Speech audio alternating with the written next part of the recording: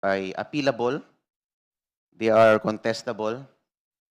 Yung pong audit observation memo is just a memo issued by the COA for deficiencies in documentation not involving pecuniary loss.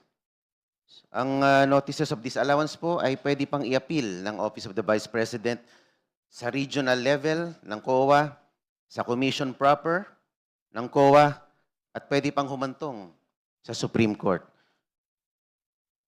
The notices of disallowance does not presuppose guilt on the part of the Vice President.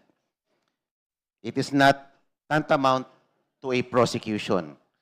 Kaya wag po natin itong gamitin, itong mga dokumento na ito, as if meron ng ginawang kamalian ang ating Vice Presidente. Dahil dito po pumapasok yung procedural due process kung ito pa'y accorded sa ating Vice Presidente. At isa pa po, yung pong mga ginawa ng Quadcom nung nakaraang taon, yung pong pagbubukas ng mga envelope, I don't think yan po ay kasama sa trabaho ng Kongreso. Dahil ang pag-audit po ay trabaho ng COA. Meron po tayong Latin legal maxim, potestas delegata non delegari. Delegated power should not be delegated further. Reminded to confine the manifestation to the subject matter of the impeachment Opo, proceeding. this is pertaining to the... This is not the about envelope. Quadcom. This is the impeachment proceeding on the 2 complaints against the Vice President. Please stick to the subject matter of this impeachment proceeding. But the envelope, yung opening of the envelopes, hindi po ba may kinalaman If you have ito? concerns about the proceedings of Quadcom, perhaps you should address it in the other forums, but not in the impeachment proceedings.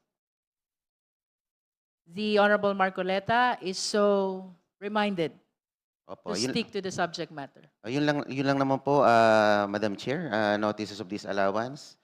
Ito po ay hindi